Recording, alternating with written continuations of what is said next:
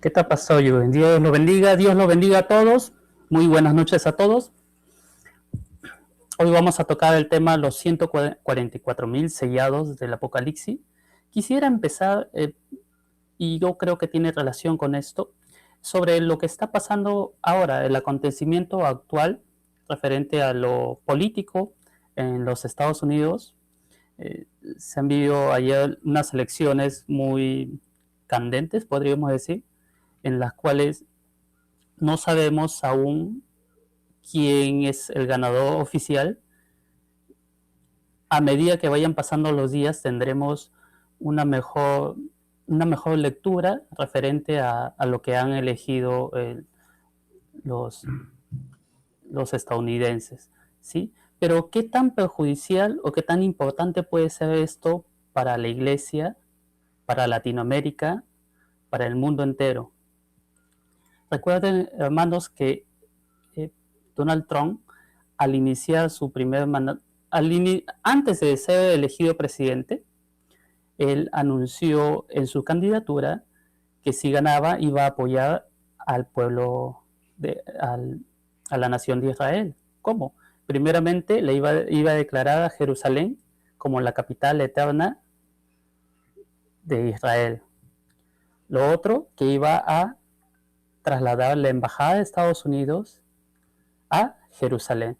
Recordemos que todas las embajadas, la mayor parte de las embajadas de los países están en Tel Aviv, no en Jerusalén, ¿ok? Porque hay una gran disputa hasta la actualidad en determinar a quién le pertenece Jerusalén, si a los palestinos que la proclaman como para que sea capital del Estado palestino, y Israel que le proclama que sea capital del Estado de Israel. ¿Ok? Y la tercera promesa electoral que hizo Donald Trump es ayudar en lo posible para que los judíos tengan su tercer templo donde puedan adorar y hacer sacrificios al Dios de la Biblia. ¿Ok? ¿Qué pasa si es que no gana Donald Trump? Todo esto, lo que se ha formado o todo lo que se avanzó, entraría en retroceso, pues el pueblo de Israel está muy apurado en hacer pactos de paz con los países árabes y lo logró, ¿verdad? Hace aproximadamente un poco más de un mes con Emiratos Árabes. Esto es algo profético, pues, porque la Biblia nos dice, o ya lo hemos estudiado en el libro de Daniel, que dice que el anticristo hará un tratado de paz, en otras palabras, un tratado de paz con muchos por 7 años. Con muchos se refiere a Israel y a los pueblos árabes, ¿ok? Pero si gana Donald Trump, este proceso de paz seguiría caminando, seguiría en marcha y esto aceleraría los temas y los acontecimientos proféticos que estamos por vivir aquí en la tierra. Aceleraría ya la construcción del tercer templo, que ya casi es una realidad. Pasamos algunas imágenes la semana pasada sobre cómo había avanzado el Instituto del Templo, todo lo referente a la construcción del tercer templo. Vimos que tenían los utensilios, las ropas sacerdotales, la gigantesca menorá y otras cosas más. Ya estaban preparados, todo esto prácticamente está preparado. ¿Qué es lo que va a determinar las elecciones de Estados Unidos? Será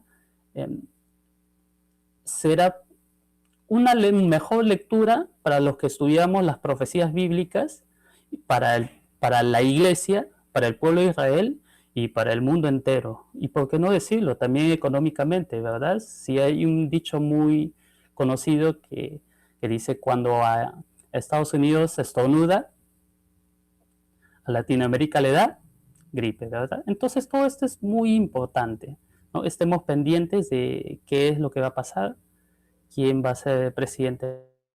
Pues si es Donald Trump, como les dije una vez más, se acelerarían los acontecimientos proféticos y Israel tendría el apoyo para construir rumbo a su tercer templo para adorar a Dios. ¿Qué significa esto para la iglesia?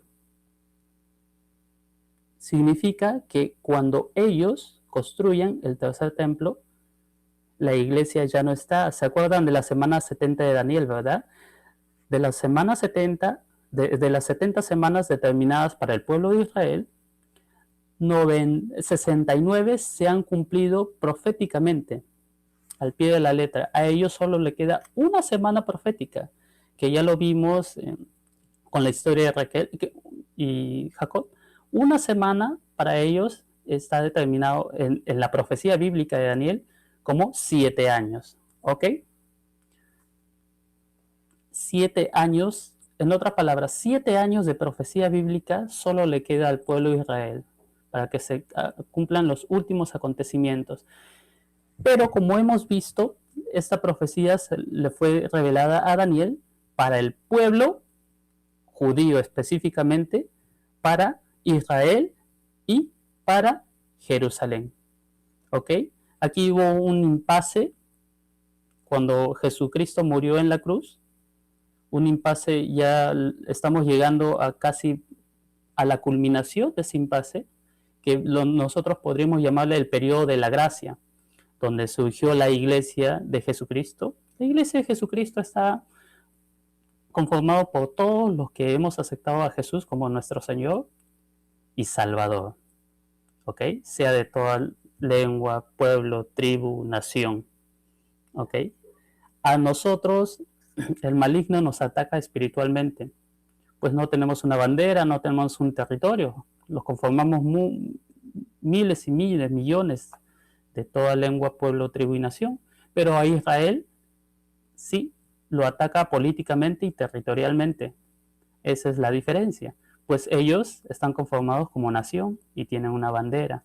Entonces, cuando estos acontecimientos referentes al tercer templo sucedan, ¿qué es lo que va a acontecer? La iglesia ya no estará aquí, primeramente. Cuando ellos firmen un tratado de paz, la iglesia ya no va a estar aquí. Pues el tratado de paz, como lo vimos en el libro de Daniel, será prácticamente dirigido por el anticristo. Él va a ser como el mediador, porque el libro de Daniel dice, confirmará el pacto y por otra semana más confirmará el pacto con muchos. Y a la mitad de la semana o a los 3 años y medio hará cesar el sacrificio y la ofrenda. ¿Ok? ¿Qué quiere decir esto? Que cuando se construya el tercer templo judío, harán sacrificios y ofrendas por 3 años y medio. Pero después de 3 años y medio, él se quitará, podríamos decir, se quitará la careta y ya no le interesará fingir o engañar, simplemente él se declarará como Dios y pedirá adoración de todas las naciones, como si él fuese el Dios, y se sentará dentro del templo de Dios y exigirá adoración. Pues como lo hemos visto, para ese tiempo la iglesia ya no está acá en la tierra, pero hay preguntas referentes a eso. Y si la iglesia no está acá en la tierra, ¿qué es con los que se quedan? Primeramente, ¿quiénes se van? ¿O qué es el arrebatamiento? Es un acontecimiento prometido a la iglesia. ¿Ok? La iglesia tiene esta esperanza por casi ya 2000 años, en la cual Jesús nos dijo que Él se iba a hacer moradas y si se va, vendría otra vez para llevarnos a esas moradas que Él está preparando, ¿verdad? Me gustaría que me acompañen al libro de Tesalonicenses. Primera de Tesalonicenses, capítulo 4, versículo 7. Versículo 16. Primera de Tesalonicenses, capítulo 4, versículo 17. Desde el 16 lo podemos leer. Yo lo tengo acá. Dice, porque el Señor mismo con voz de mando, con voz de arcángel y con trompeta de Dios descenderá del cielo, y los muertos en Cristo resucitarán primero. Luego nosotros, los que vivimos, los que hayamos quedado, seremos arrebatados juntamente con ellos en las nubes para recibir al Señor en el aire. Y así estaremos siempre con el Señor por toda la eternidad. Pero para que pase este acontecimiento, me gustaría que me acompañe también a 2 de Tesalonicenses, capítulo 2, verso 7, dice: porque ya está en acción el misterio de la iniquidad, solo que hay alguien que al presente lo detiene, hasta que él a su vez sea quitado de en medio. Entonces se manifestará aquel inicuo a quien el Señor matará con el espíritu de su boca. Ese aquel que detiene que el anticristo se manifieste en la tierra es la iglesia. Recuerden, hermanos, que nosotros tenemos potestad para hollar serpientes y toda fuerza de las tinieblas. Eso incluye las fuerzas satánicas del infierno y el mismo anticristo. Ojo, pero no por nosotros, sino a través del Santo Espíritu dado por Dios a cada uno de nosotros que hemos aceptado a Jesús como nuestro Señor y Salvador. ¿Ok? Este personaje del cual estamos hablando no se puede manifestar, ya concadenando otros versículos como el de Daniel, en el buen castellano lo podría decir, no puede hacer un tratado de paz con muchos mientras la iglesia esté aquí presente. ¿Por qué? Porque si él aparece en esos momentos, ¿qué haría la iglesia? Nos unimos en oración. ¿Y qué pasa si nos unimos en oración? Derrotamos a todas huestes de maldad. Eso incluye al espíritu del anticristo. Pero cuando como hemos leído, porque ya está en acción el misterio de la iniquidad, el misterio de la iniquidad, todos los tentáculos se pueden mover, o toda la plataforma que estamos viendo ya en la actualidad, todo lo que está aconteciendo puede ya estar listo, o el escenario puede estar preparado, pero falta que se muestre este personaje, y no se va a mostrar porque hay alguien quien lo detiene, dice. Es el misterio de la iniquidad. Solo que hay quien al presente lo detiene hasta que éste sea quitado de en medio. Cuando éste sea quitado de en medio, la iglesia, se manifestará aquel inicuo, dice, a que el Señor posteriormente lo matará con el resplandor del espíritu de su boca. ¿Ok? Cuando este hombre se manifieste, firmará un tratado de paz en Medio Oriente. Ok, ahorita estamos viendo muchos tratados de paz, específicamente con Israel y los países árabes. Ok, entonces, cuando veamos estas cosas acontecer, la iglesia desaparece, ellos edifican el tercer templo, como les dije, ya tienen todo, o como lo vimos en imágenes, ya tienen prácticamente todo, e incluso hay fuentes muy confiables donde dicen que ellos tienen ya construido el tercer templo, pero en bloques. Solo le faltaría una firma que les garantice que van a meter maquinaria en el monte del templo, donde está la mezquita de Omar, y puedan construir libremente y no se desate una guerra. Ese es lo único que ellos necesitan para construir su tercer templo. ¿Y quién les va a dar esa autorización? Un tratado de paz en Medio Oriente. Cuando esto pase, una vez más, la iglesia no estará aquí, pero surgen preguntas ahí. ¿Quién predicará el evangelio? ¿Qué pasará con los que se queden? ¿Qué pasará con los moradores de la tierra? En su misericordia, Dios levantará a 144,000 sellados, 144,000 hombres que predicarán por toda la tierra. Me gustaría que me acompañe al libro de Apocalipsis, capítulo 7.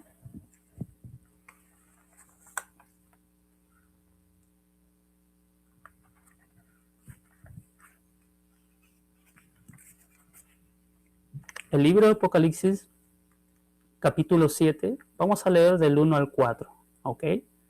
Los 144,000 sellados. Después de esto vi a 4 ángeles de pie sobre los 4 ángulos de la tierra, que detenían los 4 vientos de la tierra, para que no soplase viento alguno sobre la tierra, ni sobre el mar, ni sobre ningún árbol.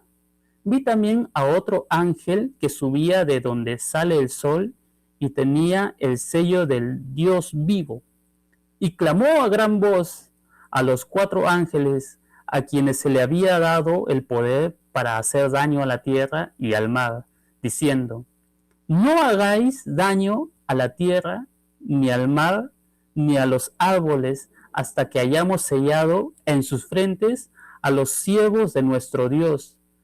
Y oí el número de los sellados, 144,000 sellados de las tribus de los hijos de Israel. ¿Ok? ¿Quiénes son estos 144,000? Son judíos de las tribus de Israel, de las 12 tribus de Israel, 12,000 de cada tribu. Hagan sus cálculos, sale 144,000. ¿Qué vienen a hacer aquí a la tierra? Vienen a predicar el evangelio del reino. Si bien la iglesia ha predicado el evangelio de la gracia por 2000 años, ¿ok? Cuando la iglesia ya no esté acá en la tierra, la predicación no se va a terminar, sino que en el momento más atroz de la historia humana, en el momento más lúgubre de la historia humana, Dios en su gran misericordia levantará a 144,000 judíos para que prediquen el evangelio del reino de Dios. Me gustaría que me acompañe al libro de Mateo, capítulo 24, versículo 14.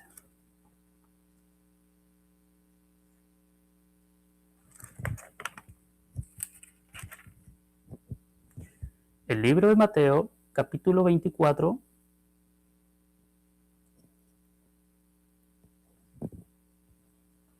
versículo 14.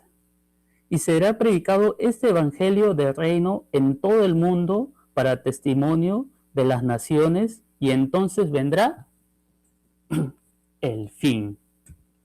¿Ok? Acá hay algo muy interesante, hermanos.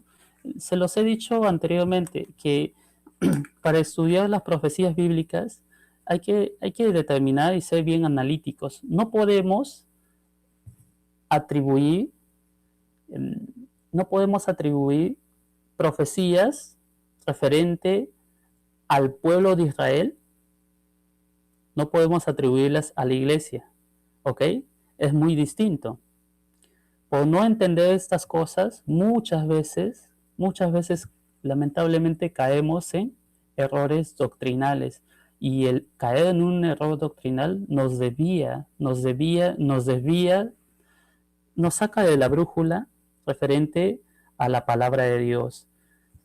Durante mucho tiempo, y yo lo creí también, durante mucho tiempo he escuchado cuando decían una pregunta: ¿cuándo vendrá Jesucristo? Y decía: falta un montón. Tiene que ser evangelizado todo el mundo completo y entonces vendrá el fin. Y yo lo creí, pero cuando me voy a las escrituras no me dice esto. Cuando voy a las escrituras veo que el Señor levantará a 144,000 judíos israelitas, de 12,000 de cada tribu, que ellos sí terminarán el evangelio,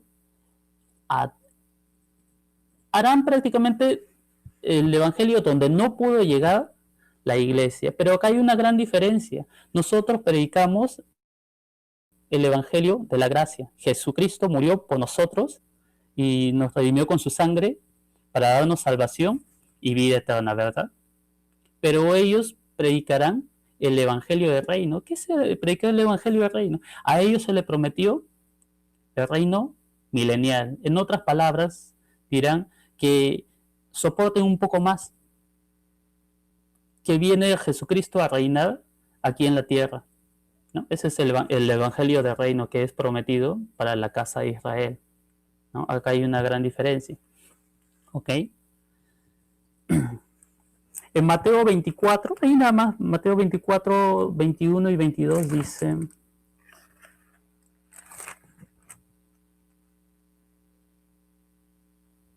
porque habrá entonces gran tribulación, cual no ha habido desde el principio del mundo hasta ahora, ni la habrá.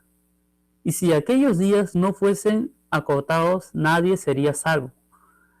Nadie sería salvo, mas por causa de los escogidos, aquellos días serán acortados. Mas por causa de los escogidos, ok, acá también hay una gran diferencia. Ellos son escogidos, nosotros, la iglesia, somos redimidos, ok. ¿Qué nos está diciendo Jesús en este versículo? Que será tan atroz ese tiempo que si no fuese por la predicación de los 144,000 y el pueblo judío, que miles se tienen que salvar, si no fuese por ellos, simplemente nadie sobreviviría. El anticristo terminaría por matar a toda la humanidad. ¿Ok? ¿Cómo los elige Dios? Entonces, ¿qué características tienen que tener aquellos que van a formar parte de los 144,000 judíos? Es una buena pregunta, ¿verdad? ¿Será al azar? ¿No? Quizá acá hay un versículo. Ok, vamos a entender algo, ¿sí? Si estudiar la Biblia y estudiar acontecimientos que ya han pasado resulta ser muchas veces difícil, imagínense estudiar algo que te dice la Biblia, pero que aún no ha pasado. ¿Ok? Por eso muchas veces podemos caer en especulaciones. Así que es importante tener como base la palabra de Dios. ¿Qué nos está diciendo Dios? Y hay muchos versículos que nos dan luces a lo que vendrá, o para entender las cosas que aún no han pasado. Me gustaría que me acompañe al libro de Ezequiel.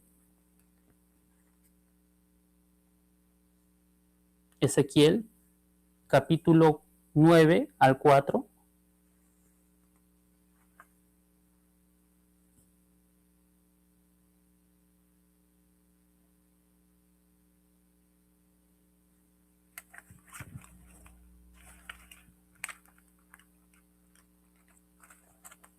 Ezequiel, capítulo 9, 4.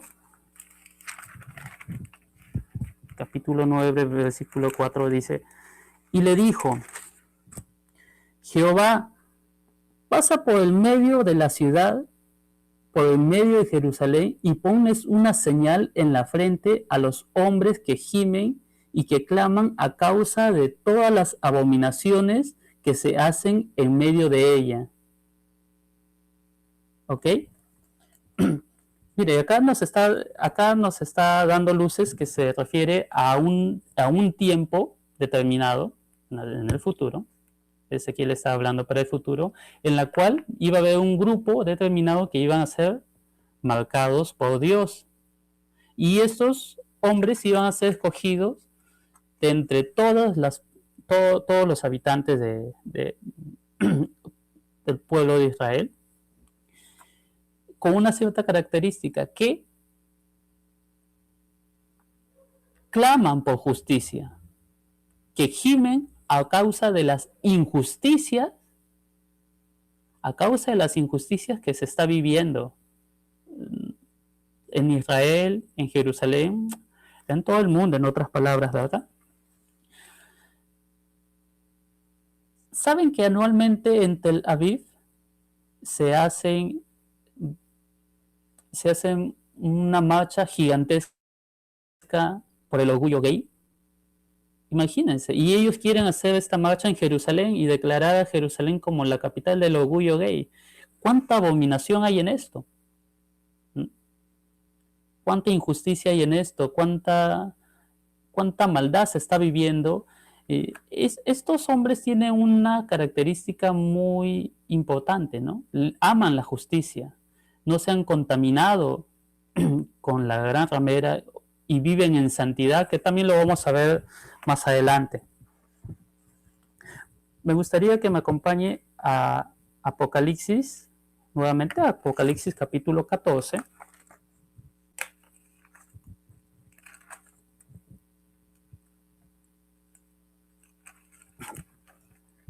Dice, Apocalipsis capítulo 14. Después miré y aquí el Cordero estaba en pie sobre el monte de Sión y con él 144,000 que tenían el nombre de él y de su padre escrito en la frente.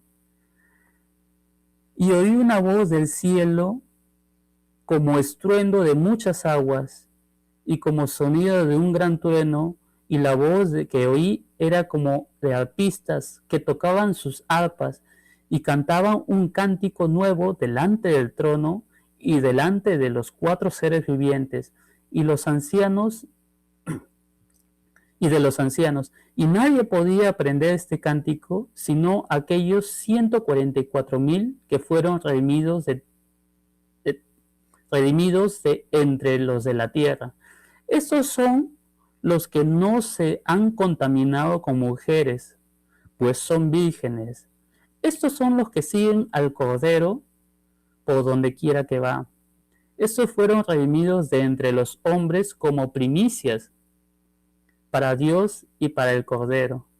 Y en su boca no fue hallada mentira, pues son sin mancha delante del trono de Dios. Qué hermoso, ¿verdad?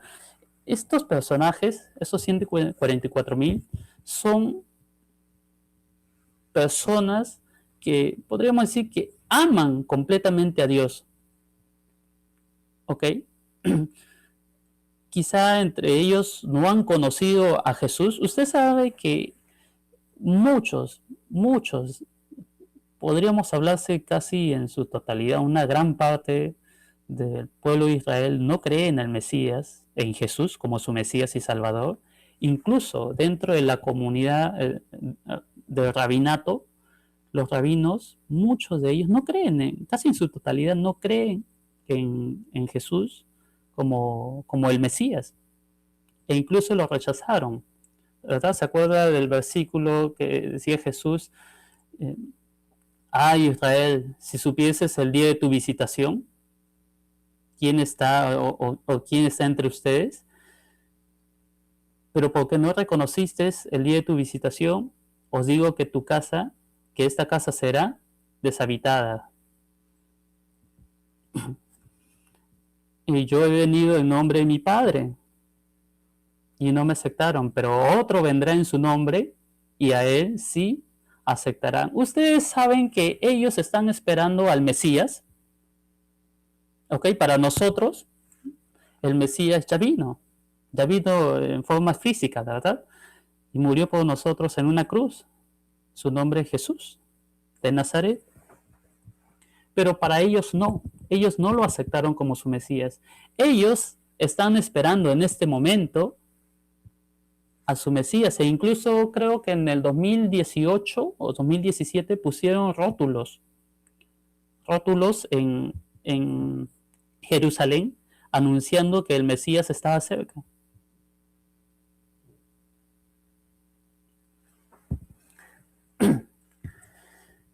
Estos acontecimientos se van a dar porque se van a dar. Si bien la palabra de Dios se está cumpliendo en su totalidad, porque esto tendría que ser la excepción. Les cuento algo. En el 2006 hubo una gran revolución en Israel, algo que no es muy conocido, ¿ok? Yo he buscado información sobre esto y no hay mucho. ¿Qué pasó? Había un judío, un rabino muy respetado en la comunidad judía. Este rabino se llamaba Isaac Kaduri, ¿ok?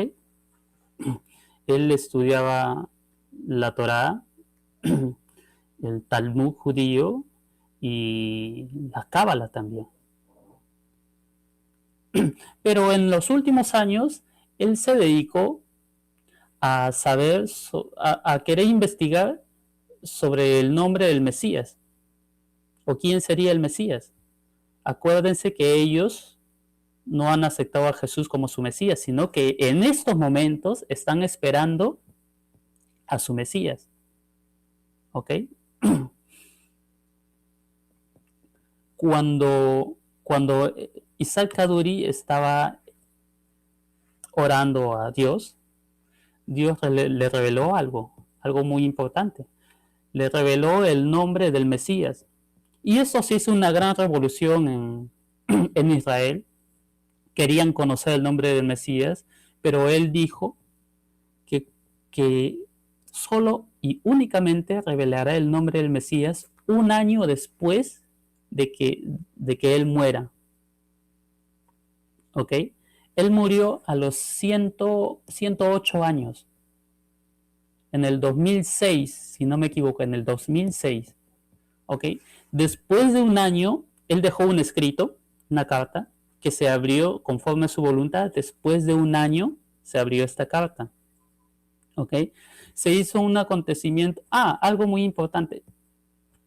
Hasta donde he podido investigar, se dice que el funeral de Isaac Kaduri fue uno de los más grandes en toda la historia de Israel. Uno de los más grandes, ¿ok?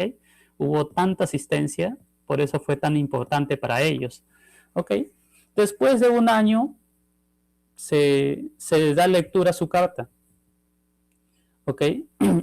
Imagínense este acontecimiento, ¿no? Iba a revelar el nombre del Mesías.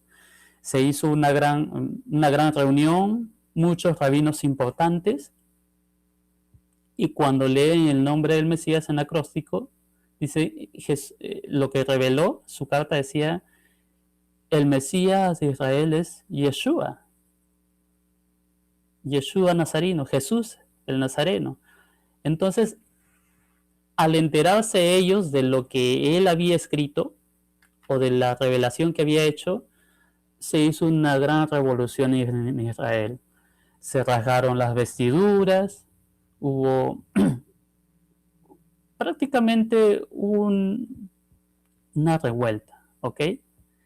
En la cual no dejaron que esta noticia salga a la luz o se haga más grande. ¿Por qué? Porque ellos tenían miedo de que muchos de los judíos se conviertan y crean en Jesús, dejen el judaísmo y crean en Jesús, ¿ok? Pero esta noticia no fue difundida por los cristianos, ojo, o por el pueblo evangélico, podríamos decir, sino fueron difundidas por sus mismos seguidores, ¿ok? Entonces, no se encuentra mucho de esta información, pero yo oré referente a esto y le pedí a Dios a ver sobre esto.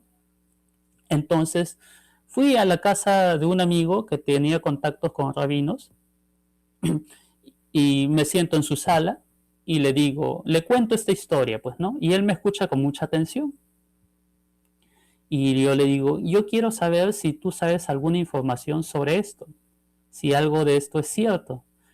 Y él me mira, se sonríe y me dice, eso es cierto, me dice. Le pregunto, ¿y tú cómo lo sabes? Y me dice, porque el que anunció la carta después de un año del fallecimiento de Isaac Kaduri fue su hermano, Benjamín Kaduri. ¿Ok? ¿Y cómo sabes eso? Le pregunto. Porque Benjamín Kaduri, después de anunciar la carta, simplemente lo sacaron del país. Fue desterrado prácticamente. Y vivió en República Dominicana, si no me equivoco fue en República Dominicana durante muchos años. Él estando ya cerca al Perú, decide visitar a sus familiares que salieron en la Segunda Guerra Mundial a todos sus familiares judíos que salieron en la Segunda Guerra Mundial, a todos los rincones del mundo, entre ellos a Latinoamérica. Y en Latinoamérica ni un país quería abrirle las puertas a los judíos en ese entonces, pero sí el puerto del Callao. Para los que no conocen, yo soy del Callao. Cerca de mi casa hay un cementerio judío, ¿ok? Para enterrarte en un cementerio judío tienes que ser judío, si no, no te van a enterrar en un cementerio judío. Entonces acá en Callao hubo una colonia judía.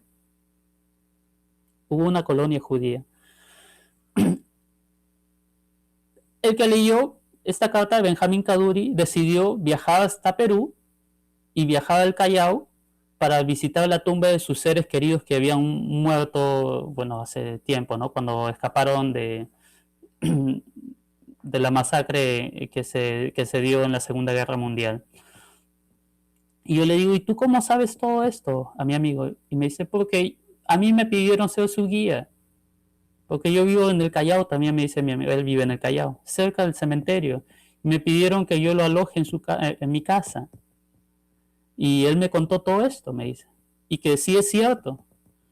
Y me lo contó de la silla donde tú estás sentado, me dice. Entonces, ¿qué más pruebas quería yo referente a lo que ya había pedido al Señor? ¿No? Esto me da luces a seguir avanzando en investigar un poco más de su palabra, específicamente de las profecías bíblicas. Pero este acontecimiento que pasó en el 2007 abrió grandes expectativas en la comunidad judía, en el rabinato judío, frente a quién era Jesús. Muchos se preguntaron si realmente Jesús era el Mesías, como había declarado en su carta este rabino fallecido Isaac Kaduri, que era, por cierto, muy, muy respetado en la comunidad de rabinato. Esto abrió la curiosidad a muchos judíos, a muchos que recién están formándose en el judaísmo, en otras palabras, a niños, ¿verdad? A muchos niños y a muchos rabinos. Se dice que muchos rabinos se convirtieron y creyeron en Jesús por las declaraciones de la carta. Se dice que muchos niños empezaron a preguntarse quién es Jesús, a averiguar más de él, a leer el Nuevo Testamento, pues para ellos les está prohibido leer el Nuevo Testamento. No se pueden leerlo, pues, pero que si sus familiares se enteran o se enteran que están procesando otra fe, simplemente a la calle. Así de drástico puede ser la religiosidad. ¿Ok? En lo personal, en mi opinión, yo firmemente creo que Dios desde ya está formando a los 144,000, que ya están presentes, que muchos de ellos ya están listos y muchos de ellos seguramente lo saben, porque para que un judío se convierta y crea en el Mesías, a Jesús como su Mesías y Salvador, es bien duro, ojo. A ellos he visto algunos testimonios muy fuertes, donde incluso se le ha aparecido en visiones o cosas extraordinariamente difíciles de creer para cualquiera. Pero esto está pasando. Paralelamente vemos el apoyo de Donald Trump a la construcción del tercer templo. Si todo esto ya está, ¿ustedes creen, yo les hago una pregunta, creen que se va a formar el templo, van a construir el templo judío? Tienen todos los utensilios, tienen la menorá, tienen mucho de los instrumentos que usaban en la adoración para los sacrificios en el tercer templo, los sacrificios a Dios en el tercer templo, e incluso la vaca roja, que ya la mostramos la semana pasada. ¿Ustedes creen que pasa el arrebatamiento? Yo les pregunto, que tienen todo listo, la iglesia se va, y recién Dios se va a poner a pensar a quienes llama de entre su pueblo para que formen parte de los 144,000.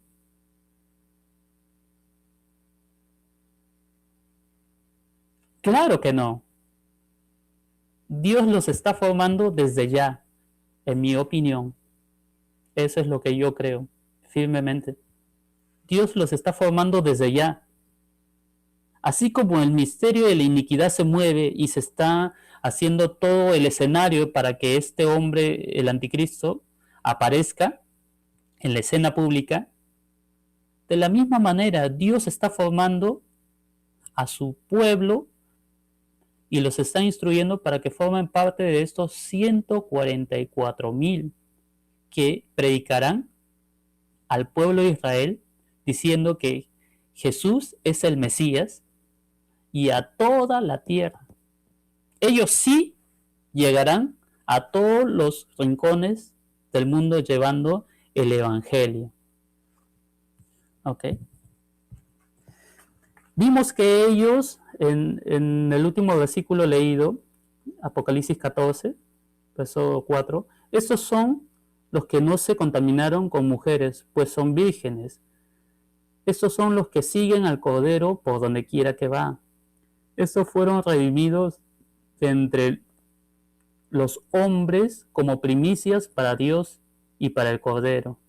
Y en su boca no se halló mentira, pues son sin mancha delante del trono de Dios. En otras palabras, Dios ha seleccionado, después de que la iglesia ya no esté aquí en la tierra, lo mejor de lo que quede en la tierra para hacer su obra. Estos hombres tendrán el sello de Dios. Lo dice literalmente, supongo que será visible. Y también el poder del Espíritu Santo. Muchos creen que cuando pase el arrebatamiento y el Espíritu de Dios levante a la iglesia hacia los cielos, el Espíritu Santo ya no esté aquí en la tierra. Pero eso no puede ser. Porque el Espíritu Santo de Dios sigue haciendo la obra aquí en la tierra. ¿En quiénes? En los 144,000. En los que se van a convertir después o en el periodo de la tribulación y gran tribulación. Porque sí va a haber conversión, por supuesto que va a haber conversión. Pero ¿a qué precio? A un precio muy alto. Lo vamos a ver también. Podemos ir al libro, bueno, ya estamos en el libro de Apocalipsis. Vamos a buscar el capítulo 7, versículo 9 al 10.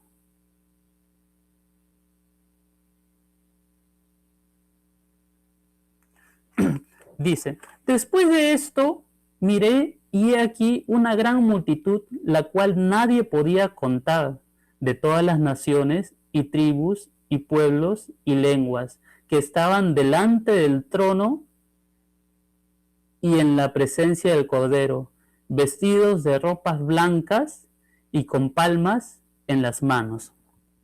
¿Ok? ¿Quiénes son estos? Se hace una pregunta y lo podemos encontrar en los siguientes versículos.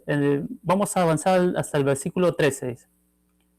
Entonces uno de los ancianos habló diciéndome, estos que están vestidos de ropas blancas, ¿quiénes son? ¿De dónde han salido? Dicen, ¿quiénes son y de dónde han venido? Yo le dije, Señor, tú lo sabes. Y él me dijo, estos son los que han salido de la gran tribulación y han lavado su ropa y las han emblanquecido en la sangre del Cordero. ¿Ok? Podemos confundirnos quizás diciendo que no, pero estos se refieren a la iglesia.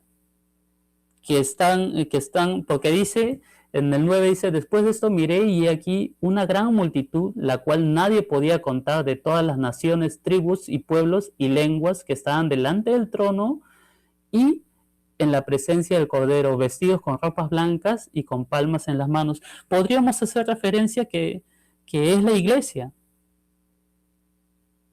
pero no. Me gustaría que vea algunos detalles. Si bien en el cielo todos tienen ropas o vestiduras blancas, pero hay un gran detalle. Ellos dicen que, ¿qué tienen en la mano? Si revisan el versículo, tienen palmas. ¿Ok? A la iglesia no se le prometió palmas. A quien venciere, yo le daré la corona. A la iglesia se le prometió coronas. ¿Ok? Y estos 24 ancianos, que dice acá también en el libro, tienen coronas, no tienen palmas. Ellos, estos 24 ancianos, pasarían a ser o serían parte de la iglesia. ¿Quiénes serán? No lo sé realmente. Quizás nadie lo sabe, pero lo sabremos algún día cuando estemos en su presencia. ¿Ok? La diferencia entre palmas y coronas es lo que nos determina que no es la iglesia, sino que son una multitud, una gran multitud, dice, la cual nadie podía contar, de todas naciones, tribus, pueblos y lenguas que estaban delante del trono y del Cordero. Nadie los podía contar. Y estos tenían vestiduras blancas y palmas, que simboliza, las palmas simbolizaría el gozo. ¿El gozo de qué? De haber pasado a un periodo tan horrible en la humanidad y de haber escapado, de haber tenido una segunda oportunidad. Pues aquí lo dice, ¿no? Entonces uno de los ancianos habló diciéndome, ¿estos de dónde son? Los que tienen vestiduras blancas, ¿de dónde han salido? ¿Y quiénes son? ¿No? Y yo le dije, Señor, tú lo sabes. Y él me dijo, esos son los que han salido de la gran tribulación y han lavado sus ropas y las han emblanquecido en la sangre del Cordero. Cuando dice que han salido de la gran tribulación, es porque estuvieron en la gran tribulación. ¿Ok? Muchos de ellos probablemente murieron en la tribulación en los primeros 3 años y medio y muchos de ellos en la gran tribulación. Pero murieron miles de millones, quizá, tal vez, quizá, porque acá dice que un número, una gran multitud que nadie podía contar. ¿Usted se imagina eso? ¿Qué me da a entender? Si bien en el arrebatamiento de la iglesia se van a ir los fieles, los que viven o los que buscan a Dios en espíritu y en verdad, a mí me hace la idea de que va a ser un grupo muy reducido los que se vayan en el tiempo del arrebatamiento. Pues, para ser francos, nadie conoce lo de nadie. Creo que cada uno debemos sincerarnos, podemos sincerarnos delante de Dios y decirle cómo estamos realmente, cuál es nuestra condición delante de Él. ¿Verdad?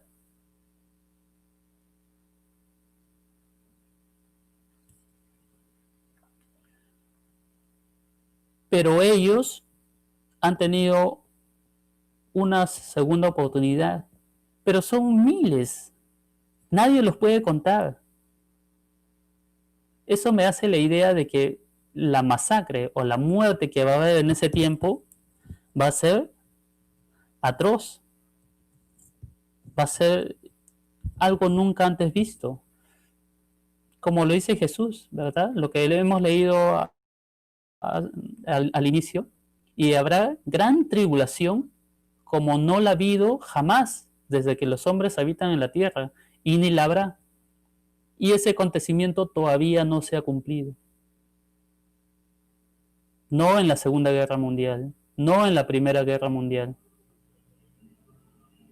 sino en las guerras eventuales que se van a producir de acá a poco o de acá a un par de años, no lo sabemos. Realmente no estamos aseverando alguna fecha específica, pues la Biblia nos prohíbe. Creo que nadie tiene una fecha específica, pues el mismo Jesús dijo que el día y la hora nadie lo sabe, ni los ángeles del cielo. ¿Ok? Pero cuando Jesús resucitó de la muerte en la cruz, Él dijo que toda potestad se me había dado en los cielos y en la tierra. Después de que Él resucitó, yo creo que Él sí lo sabía. Sí sabía cuándo iba a venir. Pero aún así, la Biblia no nos da fechas, por eso que no podemos poner fechas, pero sí nos da los tiempos, que eso es muy importante. Nos da los tiempos para guiarnos. Según la, la parábola de la higuera, en otras palabras, lo que decían la parábola, lo que dicen la parábola de la higuera es que cuando Israel vean surgir a Israel como nación, todos estos acontecimientos van a avanzar de pronto. Israel surgió como nación en 1948. Hasta el 2018 cumplió 70 años.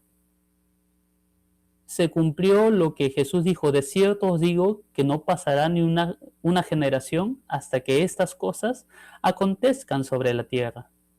¿Ok? Pero ¿cuánto es una generación? Según el salmista, creo que está en Salmo 90:10, dice que una generación llega a ser de 90, de 70, y en los más fuertes 80.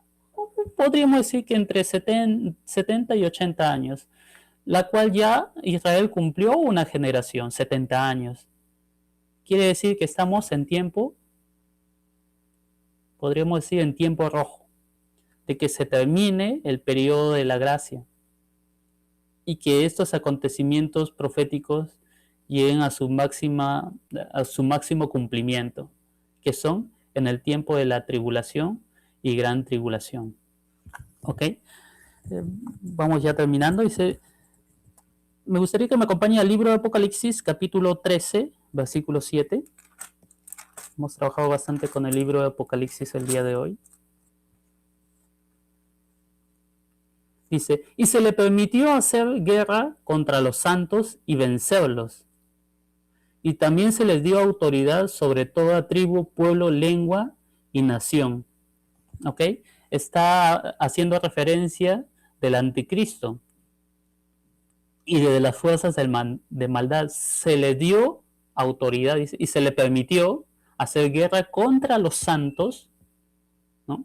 En este caso contra los 144,000 y contra el pueblo judío, y vencerlos, dice. En ese tiempo, imagínense, hermanos, la maldad que habrá sobre la tierra, y que estos 144,000 vienen a predicar el evangelio en el momento más difícil de toda la humanidad. Son los que van a enfrentar cara a cara las fuerzas del anticristo. O sea, no será fácil para ellos. Será un momento muy, muy, muy difícil para ellos. Y al final dice que el anticristo los vencerá. Los vencerá. Vamos a ir a otro versículo. Apocalipsis 6, 9 al 12.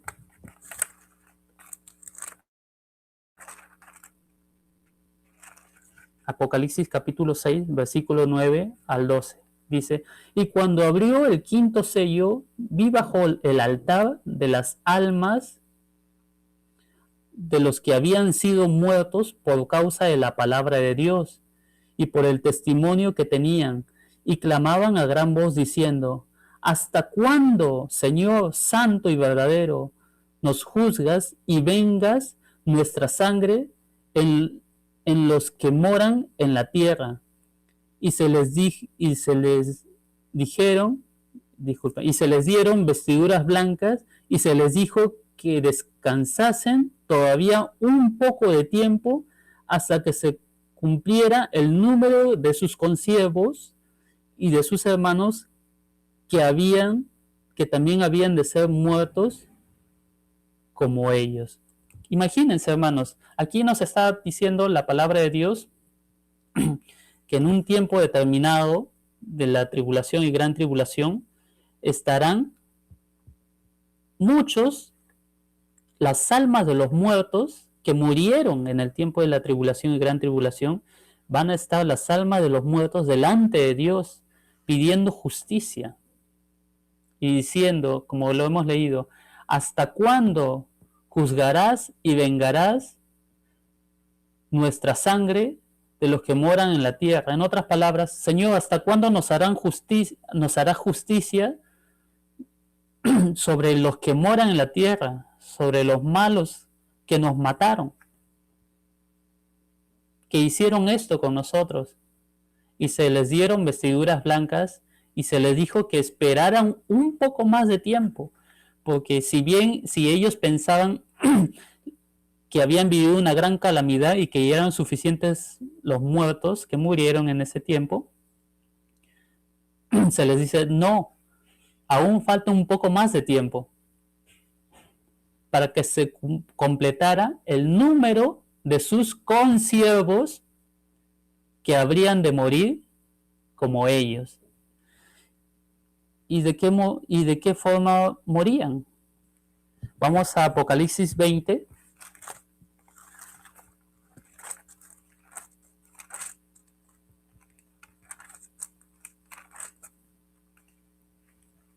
Capítulo 4. Apocalipsis 20, capítulo 4, dice: y vi tronos, y se sentaron sobre ellos los que recibieron facultad de juzgar, y vi las almas de los decapitados por causa del testimonio de Jesús y por la palabra de Dios, los que no habían adorado a la bestia ni a su imagen, y que no recibieron la marca en la frente ni en su mano, y vivieron y reinaron con Cristo 1000 años. ¿Ok? ¿Qué nos está diciendo aquí? Que ellos murieron decapitados. ¿Quiénes murieron decapitados? Los que no adoraron a la bestia, al anticristo, en el tiempo de tribulación y gran tribulación. No adoraron a su imagen y no se dejaron poner la marca de la bestia. Eso es un tema muy interesante para hablar, la marca de la bestia, en otro programa. Estos fueron los que se salvaron, los que murieron decapitados, los que no negaron el nombre de Dios. Y aquel que persevere hasta el fin, ese será salvo. Yo les hago una pregunta.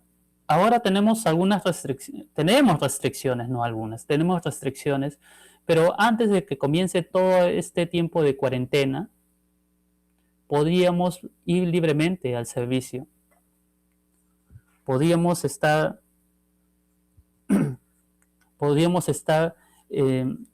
congregándonos.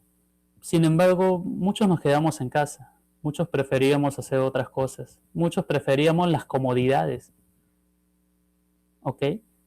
Pero en ese tiempo que era fácil. Imagínense en el tiempo de tribulación y gran tribulación. No va a ser fácil.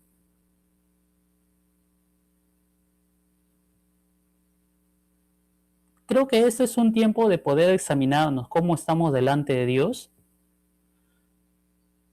si Dios está preparando todo esto,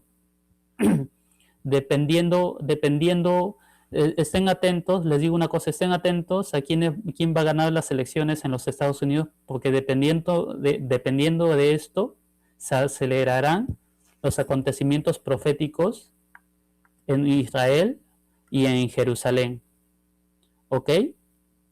Es importante estar apercibidos en este tiempo tan difícil de la historia, lo que nos ha tocado vivir. Pero a pesar de, tenemos un Dios grande y misericordioso que no nos ha dejado caer o que nos ha levantado cada vez que hemos caído, que en su gracia podemos esperar y podemos estar confiados que Él es un Dios justo y verdadero, que no nos va a desamparar y que tenemos que vivir buscándolo, amándolo, genuinamente, en espíritu y en verdad, para que cuando pase este acontecimiento, que esperamos ya 2000 años, nos vayamos con Él. ¿Ok? No es un acto de escapismo. Entonces pregúntenle a Jesús, ¿verdad? Cuando dice, orad y velad para escapar de todas las cosas que sobrevendrán a la tierra, ¿no? Creo que viendo todas estas cosas, debemos regocijarnos, estar erguidos y levantar vuestra cabeza porque vuestra redención está cerca, como lo dice la palabra de Dios. Amén. Vamos a orar. Gracias, Señor, te damos por este tiempo que nos has permitido aprender un poco más de tu palabra. Hay cosas que no se han dicho, hay algunos versículos que no se han tocado por el tiempo y porque en este medio es tan difícil, pero creemos que lo que se ha dicho es suficiente para que estemos apercibidos delante de ti y estar atentos a tu palabra, a lo que se va cumpliendo. Ayúdanos a meditar en ti, en tu palabra, a buscarte. Y si alguno de nosotros tenemos dudas, Señor, confírmanos en nuestro corazón que sí esto es cierto, que sí estas cosas están pasando. Porque nada más tenemos que prender nuestro televisor para darnos cuenta que tu palabra se está cumpliendo. Nada más tenemos que orar a ti para que tu Espíritu nos confirme que todas estas cosas se están cumpliendo delante de nosotros. Y tal parece que a gran parte de la iglesia no le importa o no está percibida, como la parábola de las vírgenes. Tenemos la lámpara y no el aceite, o tenemos el aceite y no la lámpara. Necesitamos, Señor, tener la lámpara y el aceite. Esperamos en ti, Señor, en el gozo que tú nos das. En el nombre de Jesús, oramos a ti. Amén.